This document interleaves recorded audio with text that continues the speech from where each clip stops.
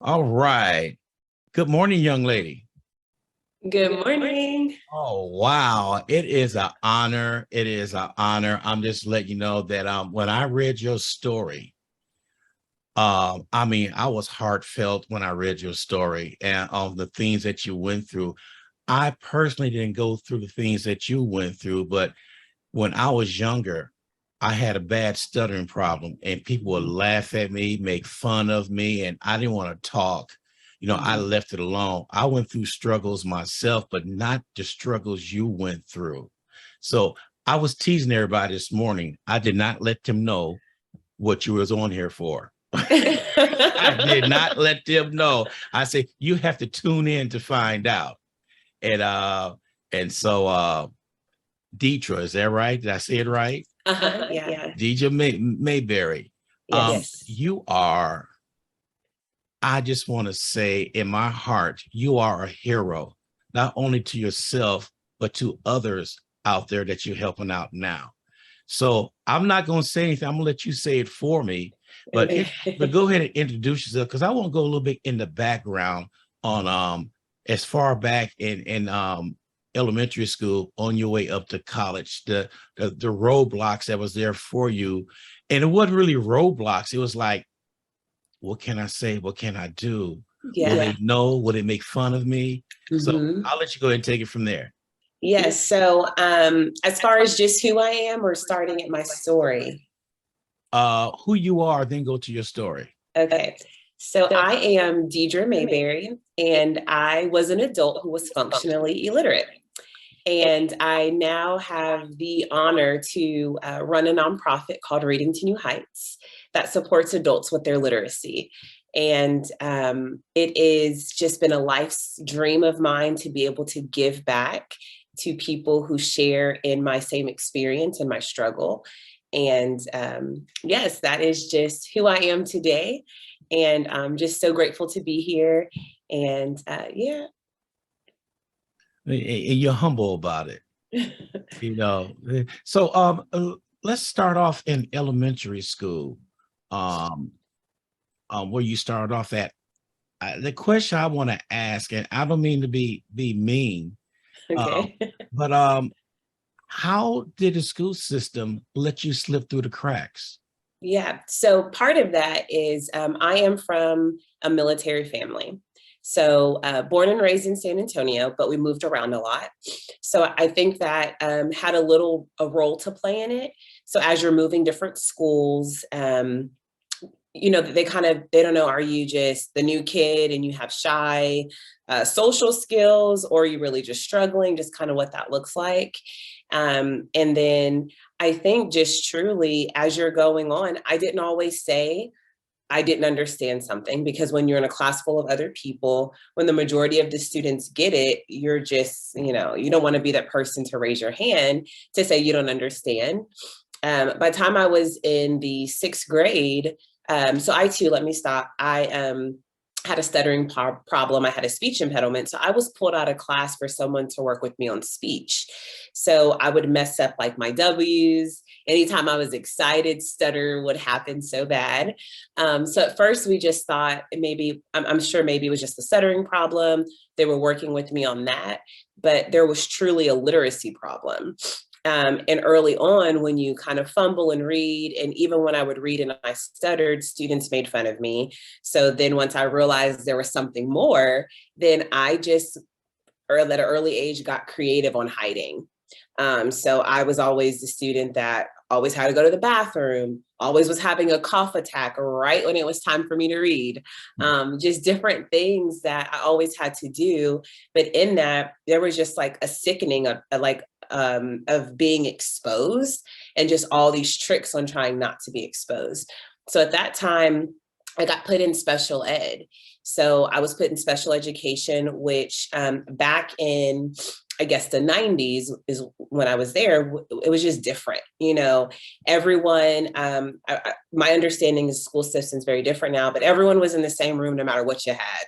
Whether that was discipline, whether that was truly struggling with reading, whether that was any other motor limitations, we were all in the same room. So when you really think about having students in the same room that all have different needs, it could be challenging to get those students what they need. And I experienced that. So when I was in special ed from 6th to 8th grade, I realized that something was off and that I wasn't learning at the level that I needed to. And when my dad was getting stationed back to San Antonio, we had a talk. I was like, Daddy, look, I need you to get me out of these classes. So he went to the ARD meeting.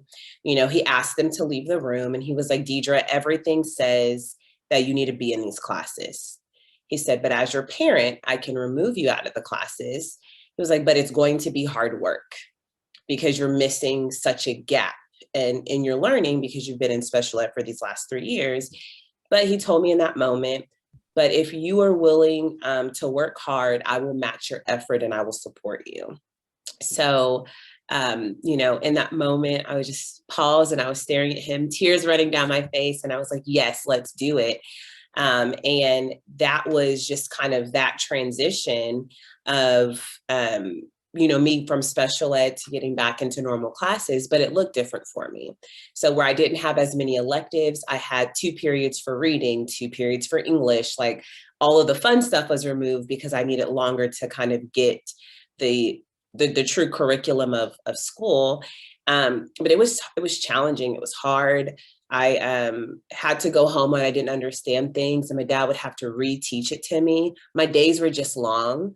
And in classes, I was terrified about being exposed. So again, I would go to my teachers ahead of time and be like, I practiced the first, you know, I wouldn't tell them I practiced because I was too even shameful for them to know, but they already knew. I would just say, can I read the first chapter? But what I was telling them was, I practiced the first chapter. I can read that. Let me read that. And most of the times it worked. And those times that they forgot or someone else said they wanted to read first, like, Deidra, you'll go next. And I'll be like, oh no, I didn't practice the next one. So then I had to switch to, okay, practicing the first 3, you know, not chapters, but paragraphs in case I got called on. And it was just exhausting, just trying to navigate. And I always say, you know, kids are honest. Yes, they Kids are are. so honest and they do not care what they say. So I just felt useless. I felt worthless. I felt like I had no worth. I felt like I was taking up space and that was really hard. So it really, when it even came to like games and just doing different things, I didn't want to do those things because I'm going to be exposed if I, you know, have to play Scrabble or, you know, whatever that looked like. I was just so afraid. So I became this fake introvert and I'm such an extrovert, but I was just so afraid of being exposed. I was the moody child, but I would only switch my mood if I knew that I was going to be exposed. And if it was something that was going to challenge or make me, you know, let there be shine light that I can't read or that I might stumble over a word. And it was just really challenging. Or if I would say a word wrong and if a friend would be like, what are you saying? You know, I would just feel like, ugh, like so deflated. And I would just say, okay, keep it moving. So it was just, school was just challenging in that aspect. Yeah. And then I graduated high school and then I went on to college, but that wasn't, you know, easy. I went to St. Philip's first and I went in this summer. I actually went to SAC first and none of those classes counted. It was just, I was so remedial. I just had to take extra things to try to just get me to a college level. So I spent a year of taking classes at SAC and then I went to St. Philip's to start my associates. And then I was there for 2 years and then went on to UTSA. And people are always like, well, how did you do that if you couldn't read? And I always tell people, I wasn't an A-B student. I was a C-D. I was told as long as I had a degree, no one was going to ask what the GPA was. You know, when you said that, I was talking to somebody the other day, and this one girl was upset because she got a D in her class. That guy looked at her and said, D means diploma. That's right. Yes. So you know, some people are like, well, how did you get through college and you didn't read well at all? And I didn't. My dad, and I always tell people, those that have reading issues or low literacy, we're not dumb. We just lack a skill. So if we get it a different way, typically we're stronger in something else, My memory was really good. I'm really big on storytelling. And if you could tell me a story, I can remember it because that's just my joy. And it's also it was my survival tactic. So I watched lots of movies to learn. I watched movies on subtitles so I could re-see words as they were saying them. I was just doing so much just to make it and survive. And my dad would just take the work. He would teach it, like reteach it to me in a language that made sense. He would use family members as the characters, so I would remember different things, just whatever he needed to do. He truly supported me. And people always like, well, did he write your papers? I wish he did not. Um, I would write them, he would red pen it, and I would be like, why'd I even do this? And this is what you're going to do. But it was a continuation of learning. So his whole heart behind helping me was making sure I was learning in the process. But it was exhausting, I think, for the both of us. He probably won't admit that, but I'm exhausted thinking about all that he did to support me. So I know that it was an exhausting thing, but he did it because he said that he would partner with me if I showed up for myself. So graduated college, and I thought, yes, American dream, I'm in it. And I went on my first interview, and you had to read a scenario card. And I went to the restroom and never came back. Oh, So, and it was just those constant things. And then I just felt in that moment, man, I've made it this far, and I still, don't have the resources and the tools to truly function well. And then I just went into survival mode, to be honest. I was like, okay, how can I have a job where I can take care of myself and where I can be successful? So I worked at HEB, and I worked there for 18 years. And I thought, oh, it's somewhere I can hide and no one will know. And then those challenges came up. And I didn't know that I would want to grow and advance. So I became a manager, and oh man, I was working like 80 hours a week, wow. just trying to so all the people skills are great, but when it came to having to write the emails and writing reviews and all of that, it was challenging. And I spent a lot of time, and I just one day had a light bulb moment, and I was like, I'm working this hard to hide it. What if I work just as hard to fix it, and then I no longer have to hide these things? And I started my literacy at 28, and it was probably the best thing that I could have done for myself. But the biggest thing that kept me was the shame. I was so shameful. And I really thought that if people knew that I had so low literacy, that they wouldn't see value in me. And that was because I didn't see value in myself.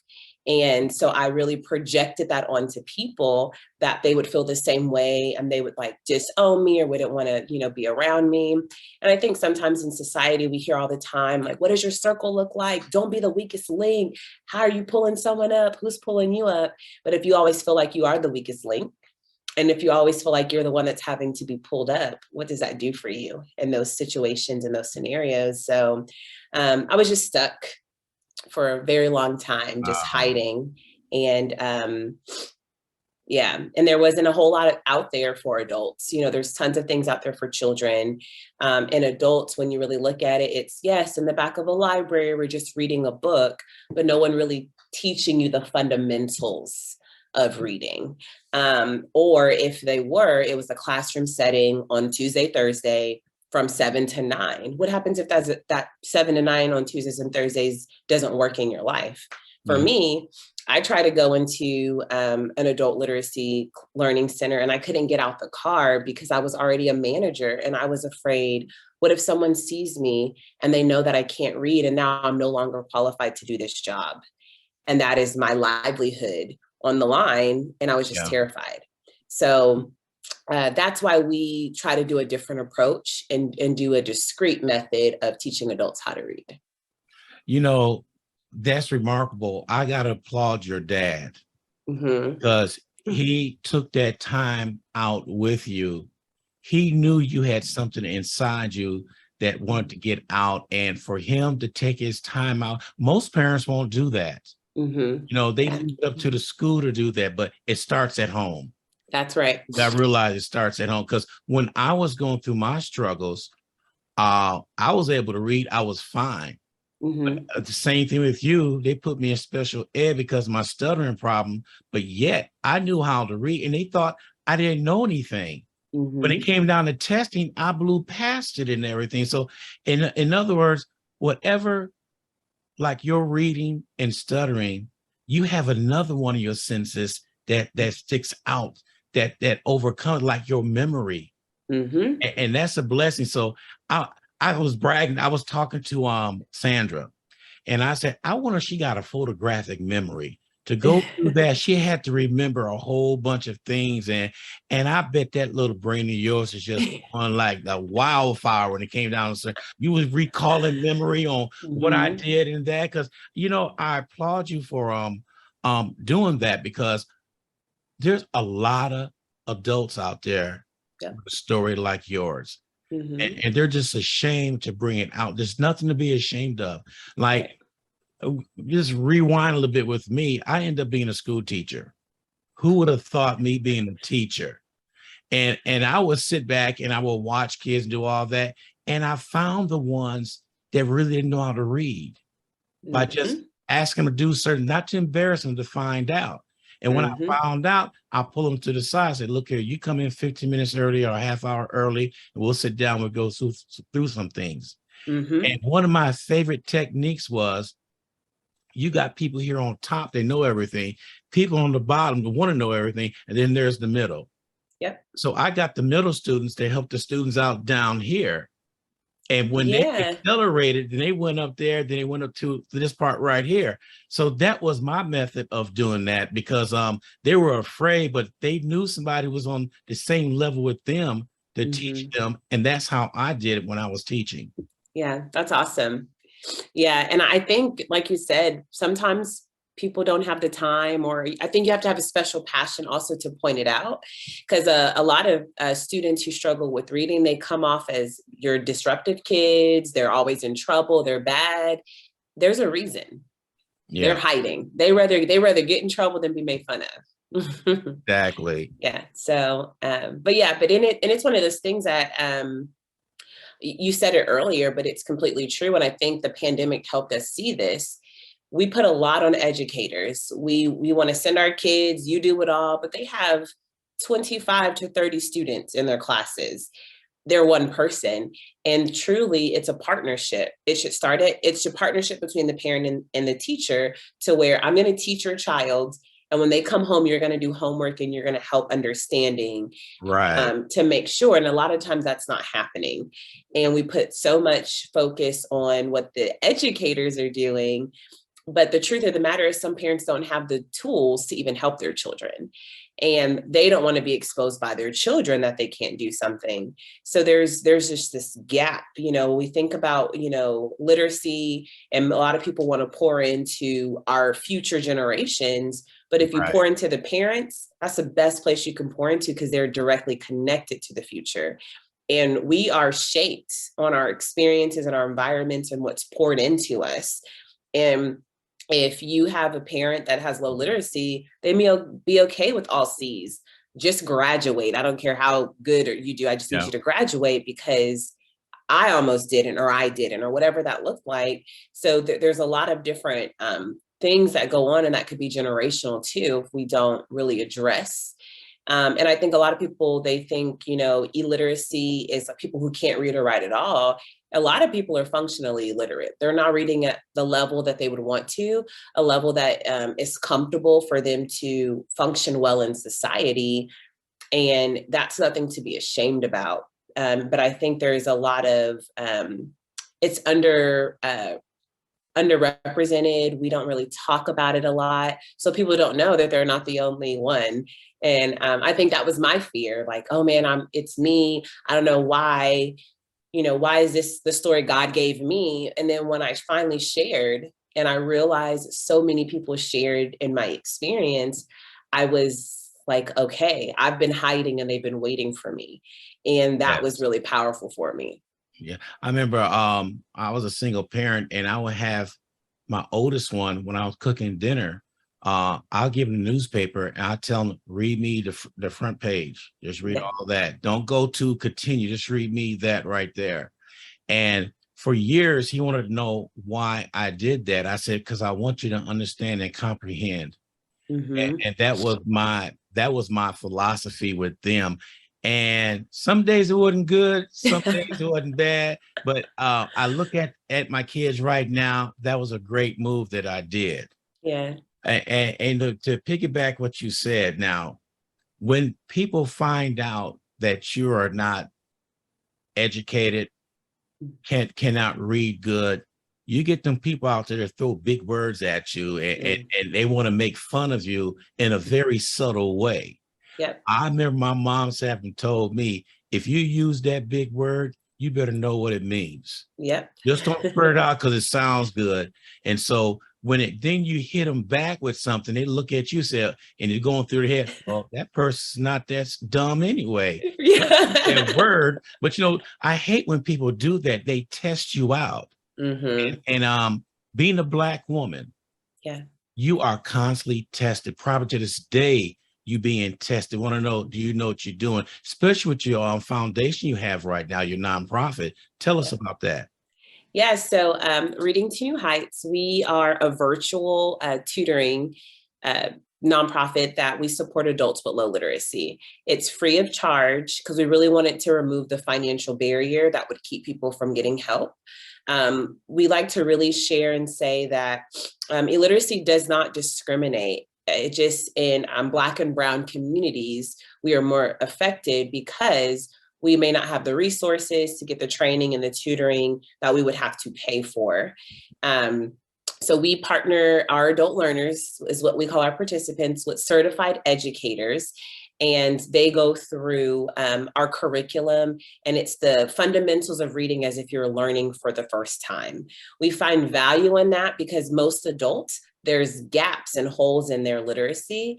So we start off at the beginning to really plug in those gaps that they may have. And once we do that, we just see them take off. And it is just something, it's just so great.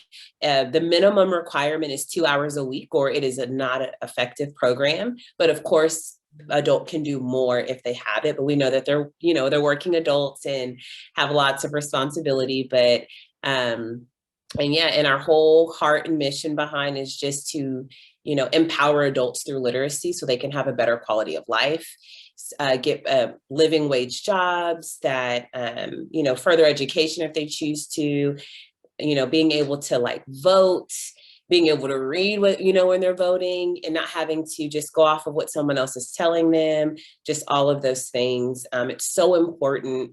And it really is, a right that everyone should be able to know how to read. So we're super passionate about that. I look at families. I always say the cycle has to be broken. But when you have, like you said, adults that can't read, they expect your child to be just like them and do not want to push them to excel themselves. And I hear it coming out in the frustration. You're gonna be just like me. You're gonna be a low life. You're gonna be this. And that child is already, they push that low self-esteem to them. Yep. And to see that cycle right there, it has to be broken. Yeah. And there are some wonderful kids that come out of broken families like that. When that giant light bulb goes off and they see that they could do what they can do. And that is so frustrating to me to still hear that and see that to this day. Yeah.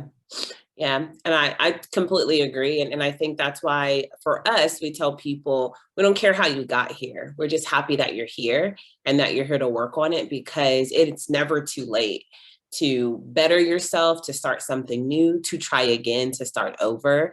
And it doesn't have to be what you know, but a lot of people, they settle in what they know because it's comfortable. We even hear, oh, Joe's been on the job for 50 years. That's great. But Joe's also been on that job for 50 years because it's safe, because Joe doesn't read well, but he knows this job so he can provide for his family. But Joe also wants to do so much more, but he doesn't know how to do more. Right. So when we really look at things like that, there's so much opportunity. And I think if we just took the time to invest back into those communities that maybe have lacked some investment, just the sky is the limit, truly. Yeah. You said a key word in what you were saying, settle. Yeah. A lot of people settle. I'm not going no further this. I'm good right here. Yeah. Then on the same token, they're saying, well, how do they get up there and do that? Yeah. I want to do that. Well, don't settle. Excel yourself. Find out what's wrong with you and fix it. And, Yeah. and that's some of the problem that they're afraid. In other Yeah. words, what I'm trying to say, I had it on the tip of my tongue. People is afraid of progress. They Yeah. settle for right where I'm good right here. I'm great right here, but you could be greater Yeah. if you take that next level in life. Yeah. It's so funny. I did one of my best friends, she does like a vision board party, but it's so different. And it's just different than any other vision board party I've ever been to. So the first year I completed everything on the vision board. So I was going to her next one. I was like, I'm nervous. She said, why? You killed your last one. You accomplished everything. I said, because now I know it's possible. And that is scary. And so the things I put on there, I'm like, they can actually happen. So then I wanted to be intentional about what I really wanted and what I was putting on there. But there was a part of fear of like, this is possible. So for you to say that, sometimes it is scary, but we have to push past it because there's greatness that's in all of us if we dream big, if we do the work, and Yeah. if we really kind of take it, bite size to really accomplish it. Wow. I'm looking at some of the posts that's coming and people are watching. One it says face your fear. Mm-hmm. Oh man, they're just coming out the woodwork. Yeah, we got a generation, right? Well, this generation right now, they call it Generation Z. Mm-hmm. And I said, they don't ran out of alphabets already. Double A next. And I was listening to them. I was listening to this one lady talking about Generation Z and said, this is our fault on how we raising these kids to be entitled.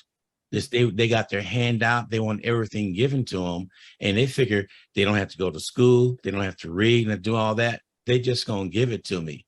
So I think in the 80s, was it in the 80s when Dr. Spock came out with his book on how to raise kids? That was a lost generation. They were lost, but now we got the Z Generation Z right now, and they feel why I need to read for. I got a cell phone translator for me, and all this going on from everything's at their fingertips. Yeah. They need to know they have to do the basics and start from there and work their way up. So Yeah. what do you think about this new Generation Z? I think that every generation has its thing. Yeah. But really, I think that it's so much information and so much access can be dangerous at times. And I think the pandemic showed us that. We were used to everything that we had, cell phones, all of that. And then as soon as the world shut down, we didn't know what to do. We had to be in the house with our family members. We were stuck in the inside. We didn't know how to play outside. We didn't know how to play games. Everything was technology based, right? Yeah. So kind of to your point, there has to be skill set past technology, right? There has to be some just, if all the technology was to go away, how would you function? How would you communicate? How would you work with others? What would life look like? And I think that is something that we learned in the pandemic. And I think that this generation, it's what they're born into, Yeah. and that's no fault of theirs. It is just, as the world advances and grows, it brings its own challenges, but I think it's in challenges that we learn to evolve and do something different. So you have more people talking about mental health now and really taking that serious, where there was a time mental health did not matter when I was a kid. There was not even something that got brought up. So I think, in each generation, we really have an opportunity to learn and grow and to take something different and to evolve in that, if that makes sense. Yeah, it does. Because when you said that on how they don't know how to go outside, when we were little, we went outside and we were told, do not come back in. That's If you right. if you want some water, there's a The water water hose hose. on. Yeah, yeah, there's that. And I remember we couldn't wait till dinner. We all sat down as a family and we ate dinner. We talked about what happened today in your life. We Yep. talked about politics, health, and all that good stuff. Then we cleaned the table off. Somebody was assigned washing dishes, and we went back outside again. Well, don't let that street light come on and you're not at That's home. right. Yes. Now you tell a kid to go outside, they're screaming and kicking. I'm not going out there. It's too hot. It's too And, cold. and what is this? You tell a kid, go to your room. All right, you got your PlayStation, you got a TV, a microwave oven, probably a mini fridge in there. They got the Holiday Inn in their own house. Yes. So that's part of the problem we're having with that part right there. They're learning so much off these electronic devices Yeah. that they fail to see what's going on. So, like I said, the pandemic, I think it hindered a lot of people, especially the working class. Mm-hmm. When it first hit, they got paid more being on unemployment than what they was working. And so Mm-hmm. when it came down, I said, well, I want to go to work. I'm getting paid more sitting here. Yeah. It's crazy. And there were a lot of new businesses that came out of the pandemic on things. Yeah, look at you, look We at were one. and so some people turned around and took that negative and Mm-hmm. made it a positive. Yeah. For you, for instance, I think the most brilliant one that came out Mm-hmm. that is the happy birthday signs posted in people's yard. Yeah. Whoever thought of that is laughing all the way to the bank. That was a great idea because you never Yes. seen that to the pandemic. And Mm-hmm. when it was over with, I was telling everybody, now's the time for you to open your business. Yep. That it's over with because a lot of businesses closed down. And I push family restaurants. The reason why I push family restaurants is because people are so used to eating a chain restaurant, not seasoned, da da da da da. And I remember growing up, we went to restaurants because of how they cooked it with seasoning and stuff. If you don't like it, you don't have to go back. Yeah. you know. And now I'm gonna relay back to yours. When you open up after the pandemic, was that a leap of faith? Was that something you were planning or it just happened? Listen, it was a leap of faith. So we decided that we were going to start the nonprofit March 12th. The city shut down March 13th. And I was like, now, Lord, wait a minute. Like, I already don't want to do this because from the sense of putting out my business, because it was the first time I was going to expose my secret. Yeah. So I was already kind of, nervous in that. And I was just like, the world is shutting down. What are we doing? And it was just, it's now or never. Are you doing this or not? And it was a leap of faith to do it in the time that we did versus waiting. But it was the best time because a lot of our children, they struggled, especially if they didn't have good Wi-Fi connections or even devices, computers at home. We lost a whole year of education. Yes. But even more so, those parents that couldn't help their children because they couldn't do it themselves, it shined a light. And that is what opened people to even say, oh, yes, I could do this thing because virtual was no longer a big scary thing. People were open to taking literacy classes virtually. And that really helped the discreetness. So that is why we shared. No one has to know unless you tell them. You can meet us here at the comfort of your own home, hide in your car, your office, on your lunch break, whatever that looks like. And we can support you to get you to where you need to be. And it was great because people were at home doing nothing. They weren't out running the streets and all the things. So we were able to capture a great number during that time. And really, we were able to show the benefit. And we were able to see just life's change. And for me, every no matter how big or small, it's a win for me because I've been in their shoes. I know something, or most people who are very literate and they have been readers their whole life, they can't fathom and understand that someone can't read. It's a disconnect for them. But some people cannot. And can't read street signs. I'm from San Antonio. I only know exits. I could tell you exit numbers because I didn't know how to read. And that was my survival tactic, right? I knew what exits that where I lived and how to get back home so I could get home safely or someone can tell me, because we didn't have, Google Maps on our phone at the time. You had Yeah. MapQuest where you had to type in the address, print out the paper, and you had to follow it to a T. It didn't reroute you if you messed up. So, it was all those things, but, it was definitely a leap of faith, especially because, like I mentioned earlier, when people think about literacy, they don't think about adults. They think about K through 12. They think about, let's just pour into our future, the next generation. So it was an uphill battle. But it was a worthy uphill battle because adults deserve to have something for them to help them if they want to be helped. Because not everyone is in a place to be helped. Some people are okay where they are, but there are a lot of people that aren't. I hear you on that. So when you first launched your nonprofit, I'm gonna say, did they beat down the door, or was it a trickle that came in a little bit at a time and it built momentum? So when we first launched, I did on a radio station, not radio station, news. And I was really nervous. And then as soon as it hung up, my phone was never ringing because no one ever called. And the phone was just ringing. So I just assumed it was someone else's in the office.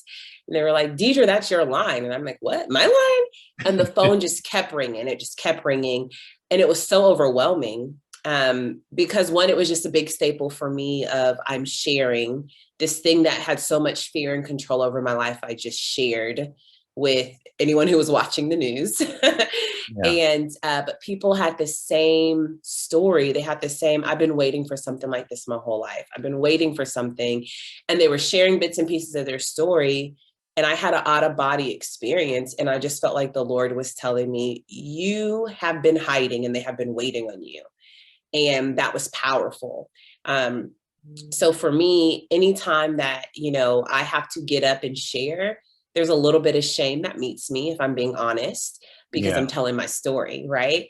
But there's more power now than shame, because it's not just me that I'm doing this for, it's for everyone else who shares in my experience and who needs what we provide.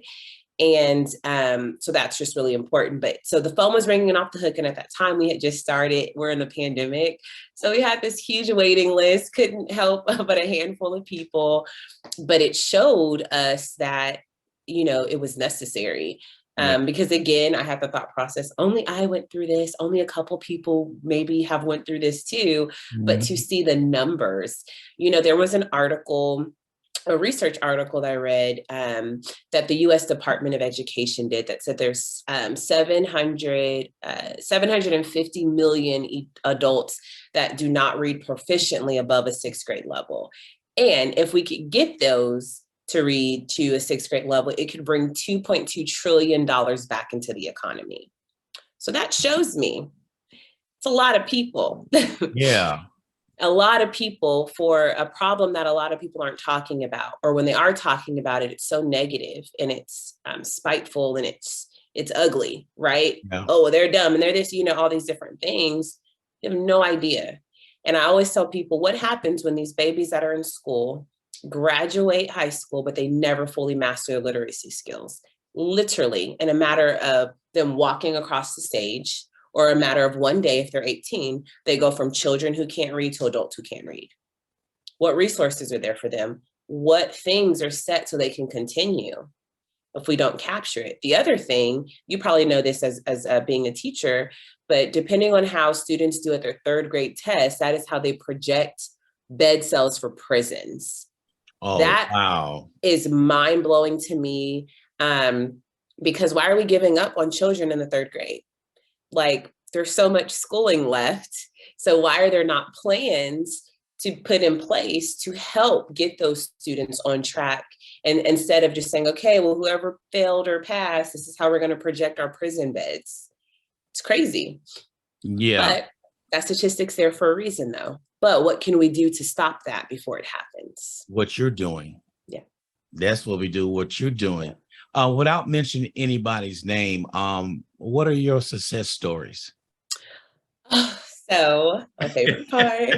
All right. So yes, so no names, but so we had a young lady that started with us, and she tried to get her GED, but she was told that she had such low literacy she can't even do the GED. She needs something more before going to the GED. And at that time, she thought the GED was the next thing. So just super discouraged, just trying to figure it out, found us.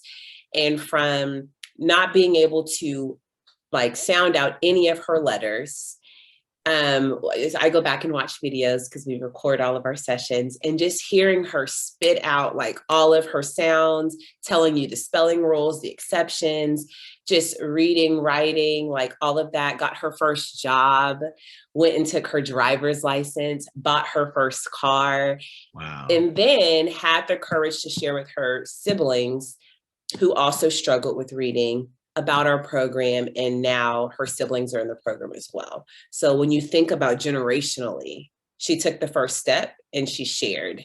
And now her siblings get to benefit because of work that she did first, and her having courage to share with them that she did the work. Because I asked, it's something, no, we don't talk about it. I think we all kind of know, but we just don't bring it up or talk about it. But now to see them getting the same help is beautiful, because a lot of times, when we find out about good stuff, we want to keep it to ourselves, but sharing the wealth so that other people can advance as well is amazing.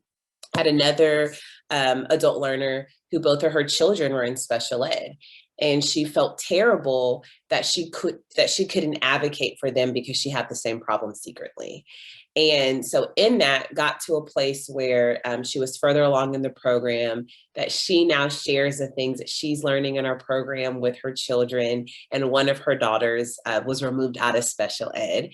So just that progress of her being able to help and do her part at home is just so beautiful. We had another gentleman that he had been working, I guess, I don't know exactly what it's called, but just moving furniture, like the furniture delivery. And the more jobs you do, the more money that you make. And basically came to a program and said, my body is breaking down because I've been having to do this, like manual labor most of my life because I can't read. And I have children that want me to read them stories, and I can't even read them stories. No. And I need something different because I cannot keep going. I'm killing myself. And he's a young man. I think he was 29. Yeah, he's 29. He said, my body is breaking down because for the last 10 years, I have just been moving furniture. And that is what his life has been, but because he couldn't do anything else. So, those are just a few whenever they get their first jobs, graduate from college, just different things. Like it's just beautiful to see. And that's like my favorite part, is to just see how their lives are changing. I could go on and on, the very similar stories like that, but those are just, the ones that come to mind today. But it's just awesome. It's just so awesome. Yeah. Because their lives they're different. And I think the difference between when you go to programs that are like workforce development, typically you're learning one skill. I'm going to teach you how to use a forklift or drive a truck. They're literally just teaching you that one skill. But when you teach someone to read, they can read to learn anything else. Amen. They're not limited to just the one thing. So then if they don't love that, they have to start over. And now they have to go back and find something else that's just going to teach them this career path. If you know that that's your career path, that is great. No shade, like that's awesome. But when we're trying to teach adults who can't read, there should be something basic to just give them the skills to go out and do whatever it is that they want to do, and it not having to be fed to them to do it this way and this way only. Which brings to this question. Mm-hmm. You went through your fear and where you're at right now. Yeah. What is how can I put it? What can you tell people out there right now that can read just a little bit, mm-hmm. but they're fearful to they don't want everybody to know what's going on? how can you address them and tell them to come on board with you, because they got that fear right there, Mhm. and especially for people, let's say a couple together for the first Mhm. time they meet, they go out and all that stuff, and one cannot read all that good, and Mhm. and so normally you don't know that till you get deep into a relationship before it comes out, and Mhm. sometimes that scares people away. Yeah. How can you address for that one to say, to come out and say, not to their potential partner, but Yeah. to themselves, I need to do something, and they're scared to say anything. Yeah. I would say, from my own experience, fear will paralyze you if you allow it. Um, so whatever that thing that you fear, attack it head on. If you know that, you read a little, but you want to read better, we are completely discreet. We are virtual. So you don't have to worry about coming into a physical building. You can do it in the comfort and the privacy of your own home. It is at minimum 2 hours a week for you to invest and give back to yourself. And you don't know how just planting that seed and for one season, how you would see the trajectory of your life change in ways you never imagined. I am running a nonprofit and I, was hiding, couldn't read restaurant menus, like you name it, like the very basic things I couldn't do. And then I'm not saying everyone, because everyone doesn't deserve everything, but find you one person that you trust, that you can share and you can get it out. When I did that, the one person I finally told, she started tutoring me. She was my first tutor, started tutoring me, and then was kind of looking at me crazy, like, well, why would you think I would just disown you, right? Fear has a weird way of making Yes. us come up with things in our mind about how people would treat us and how they'll respond and what they will do. And that was the best decision I could have made. Sharing with one helped me to be where I am today because she started tutoring me. And in that, you have someone else that's able to really help see like where your gaps are and fill those in, and it takes off from there. So don't allow fear to keep you where you are. And everything isn't for everyone. When I first started my training, I didn't tell anyone. I didn't tell anyone until I was ready. Yeah. When I was further along and I was ready, and it wasn't going to matter what people thought or said because I was doing the work and I was proud of myself. I had to become proud of me first, because typically we're looking at for validation from other people. But I had to be okay with Deidra. I had to be okay with Deidre's circumstances. And yes, I didn't love them, but I have to be grateful of what Deidre's doing for herself today to ensure that she has a better tomorrow. Yeah. So let me ask you this, Deidra. Yeah. So once you accomplished all that and what you were doing, what was the very first book that you read? Actually, it was it's going to be so weird. But it was all the Places You Would Go by Dr. Seuss. Oh, there you go. I know it was one of those things. So as a kid, I never, we always had like summer readings. I never read them because I couldn't. And there were just certain things that I always wanted to read, that I just couldn't as a kid. So that was my first one. And then after that was by Judy Blume. What is the title? I can't think of it right now, but oh God, It's Me, Margaret, or something. I can't remember what the title was, but it was like on Michelle Obama's like reading list. So, Yeah. so I picked it up. I can't remember the title right now, but it's going to come to me later. But yeah, but the Dr. Seuss book was the first one. You know, I don't know about you, but sometimes when I do start reading, I'll get a book and I can read it like in 3 days. I won't let it down. Mm-hmm. And I remember I was introduced to Terry McMullen, and I read her book, Mamas. And Okay. I read that and I read it again. I read it again. It was something about that book and how she wrote it. And I Mm-hmm. remember one part of that book where they came and arrest Mama. And she said, I had some beans on the stove. Don't worry, we'll cut it off. She gets out of jail and her house burned down. Actually, hold on. Right after, I actually led a Bible study. So I Mm, had always wanted to, but I was afraid of being exposed that I couldn't read. So my tutor, every week, we would read through my Bible study questions to ensure that I knew all the words. Because as a leader, you just have to kind of like read the questions and then allow discussion to happen. yeah. So just in like Bible study, weekly, like our sheet, and then whatever like the scriptures were, that is where it started for me as well in the process of Wow. doing the work. I'm Because just, that was a uh, big deal. I'm reading some of these quotes in here. People are sending things left and right. So my next question is, with your organization here, your nonprofit, Mhm. how can people send you donations to make sure that nonprofit, because you got a good one right here. And I know that you're depending on donations coming in. So how can people help your nonprofit out? Yeah, so if they go to the website, which is readingtonewheights.org, I don't know if, I don't even know where the comments are to add it in there, but I will if I can find Okay. it. But if they go to readingtonewheights.org, they're able to do it there. Follow us on our social media. There's always ways to donate that way as well.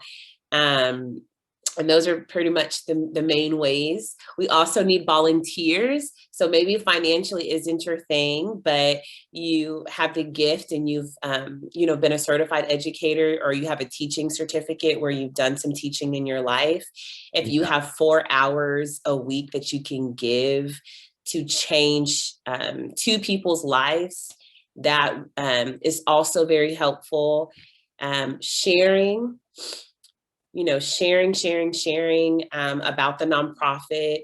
There's so many now. Listen. Don't say, you know what, you don't read well, you need this. Do not tell anybody that. Just share about the nonprofit. Just tell them, Yeah. hey, I was listening to this. You could blame me, use me. This girl, and she was able to do blah, blah, blah, blah, blah, blah. This is her nonprofit. Yeah. That's it. Put it in their lap, but do not make people feel less than, even if they can't read. Oh, child, you need this. Don't tell Oh, anybody yeah. that. No, I just put it the chat deal. Do you see it? Let me see. And you could type in it. Oh, yep. Mm-hmm. You go ahead. There you go. There you go. See, you're asking, you shall get. That's right. So just let everybody know. There it is right there. So Mm-hmm. wow. Um, with your success story and everything going on, reflecting back, Mm-hmm. will you do it all over again? Yes and no. That's a good answer. Yes and no. I really believe, so one thing as a kid, you'd always hear like God's going to use this, and I didn't see that as a kid. But today, because it is my lived experience, my fight is different. So with every no that I get, I keep coming back because I believe in what I'm doing, because I know that it can change lives. Um, Things I would do different is I would have asked for help sooner. I wouldn't have allowed shame to paralyze me and keep me stuck for a lot of years doing nothing. Because I don't believe anyone deserves to feel worthless and to feel like they're taking up space. And I don't deserve that. And so that's the one thing I would have asked for help sooner versus keeping it to myself and just trying to like power through. And I wouldn't have allowed shame, pride, or embarrassment to stand in the way. Mhm. I hear you on that. I'm blunt. I got that. Yeah. I got that from my mama. I'm just blunt. I just go ahead and say it.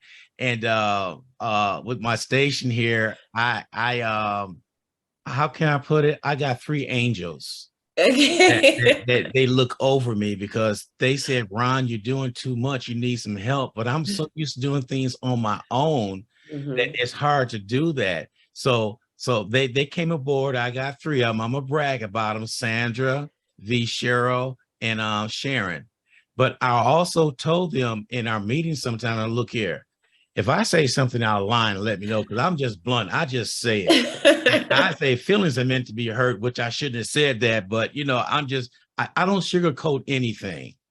And I think through life that we need to say some things and mean some things. And that's the problem with society right now. We want Yeah. to give everybody everything, and we're setting up to be entitled. Yeah. Not Yeah. me. I'll just tell you, no, I don't like that. That's ugly. I'm sorry, but that's how I am. And people will come around and they'll see me for the first time and say, oh man, you could see it. I said, no, I'm confident. There's a difference. Yes. Yeah. And you make a good point. So yes, so I believe that you can say whatever you want to say. It's about how you say it. And I always say you can give truth in a way that doesn't tear someone down. And you can also give truth in a way that tears somebody down. So I don't think we should sugarcoat and lie about things, but I think we have to come from a place of love. And are you telling me something to help? So that's part of the reason why I never shared my story publicly, because I don't want to just tell someone a problem. We all know that there's problems, and a lot of people are getting through the school system and they're not where they need to be. So why do I need to be another person to say that? But what I want to say is I have a solution for you. I have a solution that I need people to help get on board with. I have a solution that I need people to get behind because it's a benefit and it's going somewhere. Yeah. Somebody just texted me, told me it's my tone. Is your tone? Now, what I would do is no matter what job I had, I end up being manager or supervisor.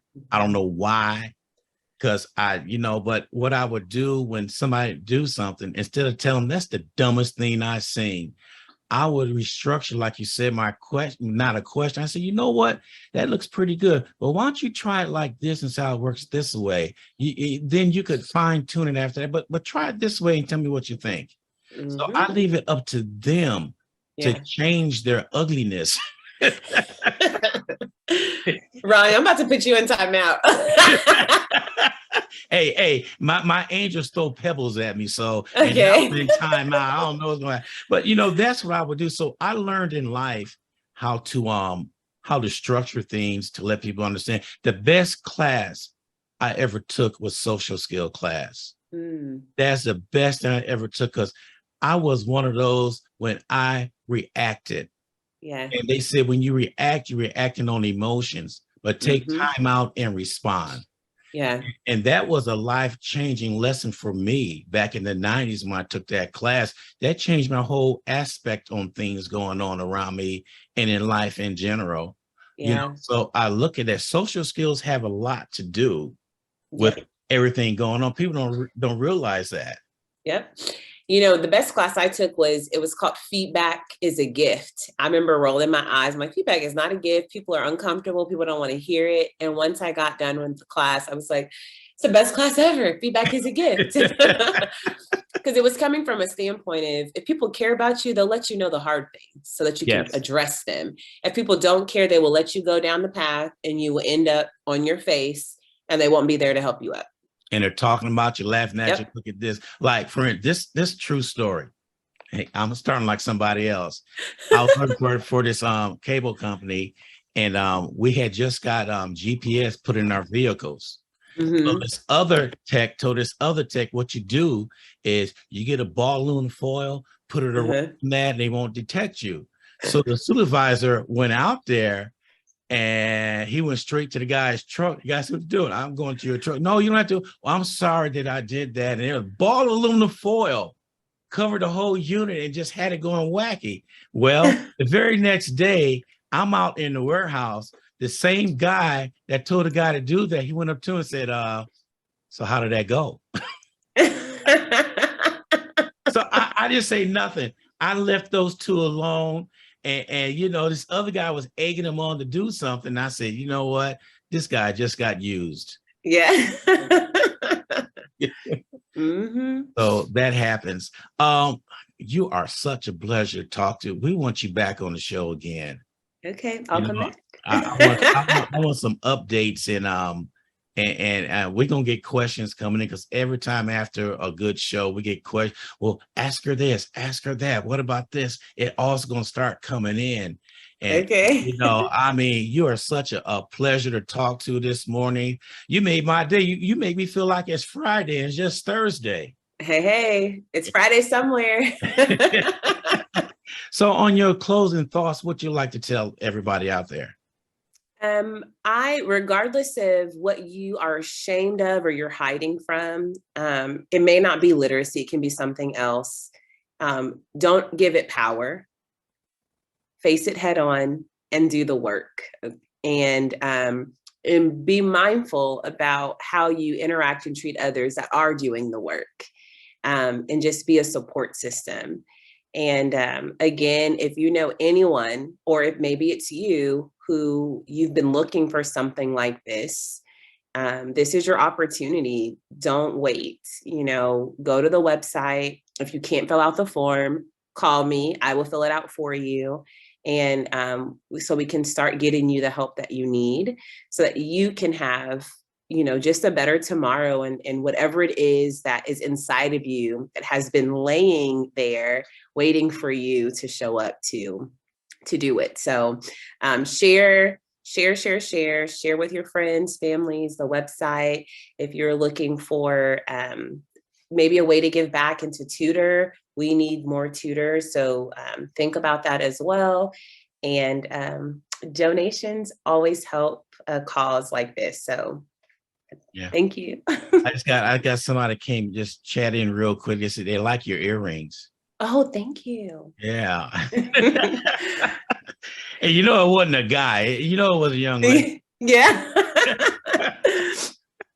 But Deidra, like I said, you're a blessing, and you keep on doing what you're doing because God already got plans for you, and He's got more plans for you. You just keep on touching everybody's heart, and good things come to those who wait. Oh, thank you. Thank you. And, you take care, and we'll talk to you later. Okay. Thank All right. you. Okay. Bye. All right. Bye.